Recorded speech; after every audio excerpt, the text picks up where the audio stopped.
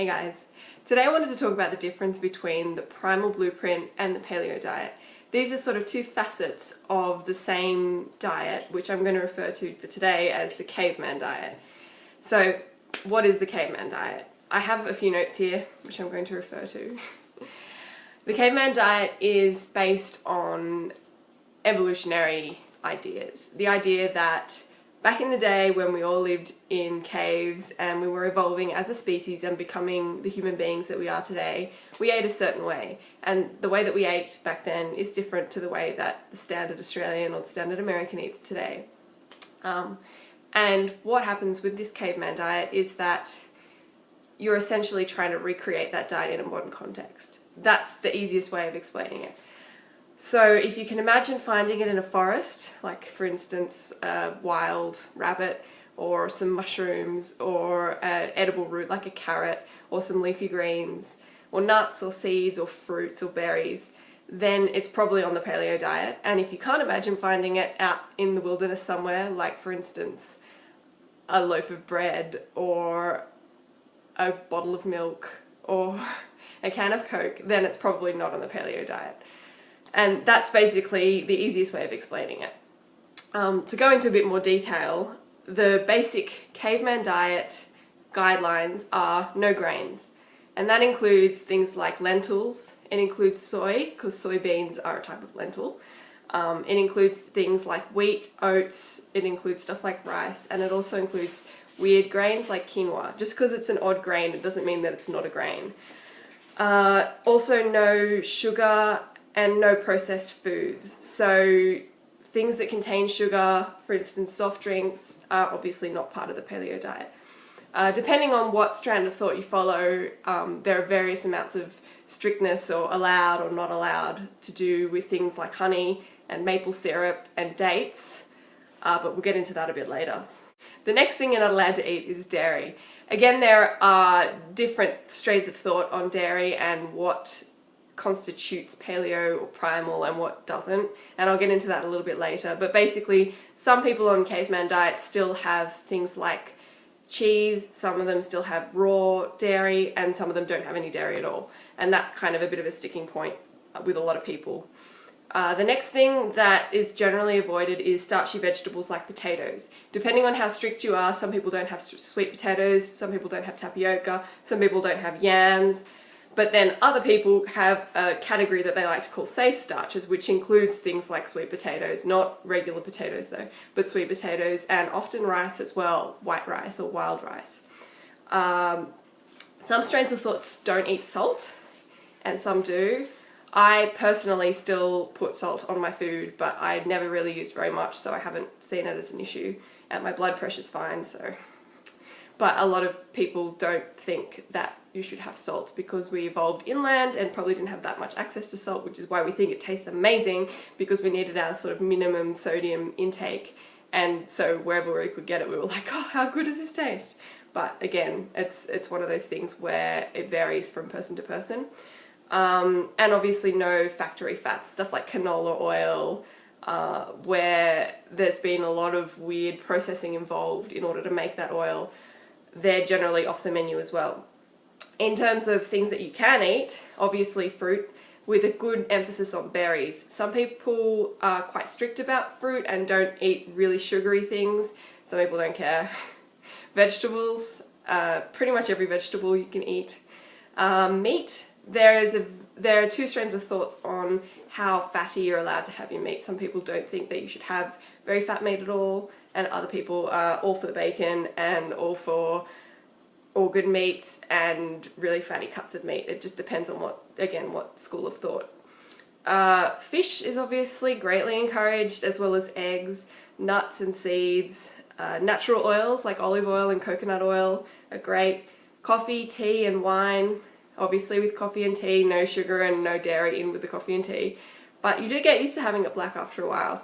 And obviously recommended is herbs and spices to make your meals tasty. So that's basically the overall caveman diet. Now, when I say that there are different schools of thoughts and different things that people do, that is because there's basically two camps or I like to think that there's two camps within the Caveman Diet umbrella. The first camp is sort of the older of the two, and that's just the Paleo diet. And the Paleo diet is founded by this guy, Loren Cordain, PhD. This was the book that came out and revolutionized everything. Since this book has been published, there has been a Paleo diet cookbook, and there have been several other books by Loren Cordain about the Paleo diet. He originally, like in this version of the book, he's very, very grumpy and says that you shouldn't be having any salt, you shouldn't be having any fatty meats.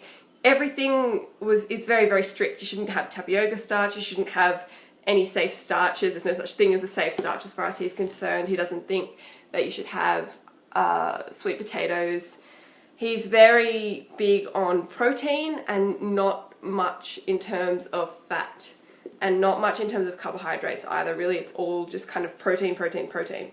And I found that this book was pretty grumpy in terms of its outlook. It was all like, everything we eat is horrible and you will never be healthy unless you do exactly as I say. That's basically the way that I imagine Loren Cordain. And he actually looks like a friendly guy, really. He doesn't look that grumpy. But anyway, that's that. The Paleo diet these days is championed by Rob Wolf, who I'm not the biggest fan of. I find his media to be very focused on exercise and a little bit less focused on food, and very theoretical in its application rather than being like, here's a great recipe, or here's something you can do today to make you feel healthy and happy. And I don't know, I'm not that, I guess you can tell, I'm not that fitness junkie. I'm not that guy with the muscles. I'm just a regular girl that wants to be sexy and healthy. And I don't know, I don't think he's really aiming at me. And maybe that's why I'm not so into him. Anyway, so that's the Paleo diet, and it's basically just the stricter version of the two, or that's what I found anyway. You know, if you eat sugar, or if you break the rules a little bit with dairy and you decide, oh, I'll have a bit of cheese, I'll have a bit of raw dairy, I'll have a bit of yogurt. You know, yogurt's got probiotics, it's not so bad. Maybe you'll say to yourself, well, technically you are breaking the Paleo diet. However, there is another strain of thought, and that's sort of a slightly less strict path through this mire of caveman eating. And that is the Primal Blueprint diet, which is sort of, I suppose I'm probably closer to Primal than I am to Paleo. And the Primal Blueprint is championed by this gentleman here. His name is Mark Sisson. And he seems like a pretty happy guy. He seems a little bit less cranky than Loren Cordain. And I'm a big follower of this guy.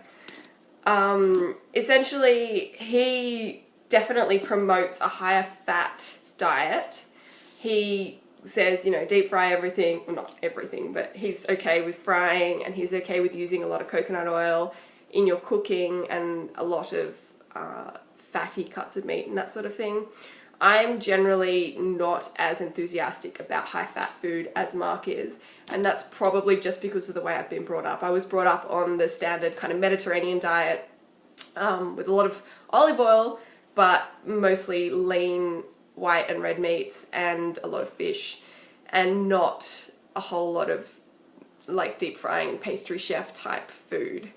And I still haven't gotten over that, and I know that that's something that eventually I'm going to have to get over, because ingesting more fat and becoming more fat metabolized is a great way to lose weight, and I'll talk about that in later videos. But for now, that's basically what Mark's about. Also, he champions coconut oil, whereas Loren Cordain doesn't think it's a good idea because it's saturated fat. So again, it's the fat fight that goes on here. I'm making the books fight. See, that's how you can see how vicious this fight is. It's not vicious at all. He doesn't really mention cutting down on salt. I mean, obviously when you cut down on processed foods, you cut down on salt by default. He definitely says that, you know, things like sweet potatoes and rice, where it's a safe starch and you really need that carb hit because you're missing it. You know, it's kind of, the modern world is here, and we understand that it's difficult to eat this way, so here's a great way of surviving, I guess. That's the difference that I find. between the two. And I guess that sounds a bit, I wanted to be a bit more neutral in my outlook, but I guess I'm being more honest, so you guys get honesty instead of neutrality. Maybe that's a good thing, maybe not. So basically, I consider myself sort of most of the way towards primal and not as far towards paleo. I definitely eat lower fat than what Mark Sisson would recommend. I still break the rules with dairy all the time, which is definitely against what Laurent Cordain would tell me to do. And I'm not super into the exercise side of things, which Rob Wolf seems to be super into. So there you go. That's basically my 101 on what the paleo diet is and the difference between primal and paleo and how everything works. Make sure you subscribe, because I'm going to be putting together a few more videos about my story and the weight loss that I've had from being on this kind of caveman adventure. And there'll be recipes and ways to get into it and all sorts of things. So see you in the next video. Bye.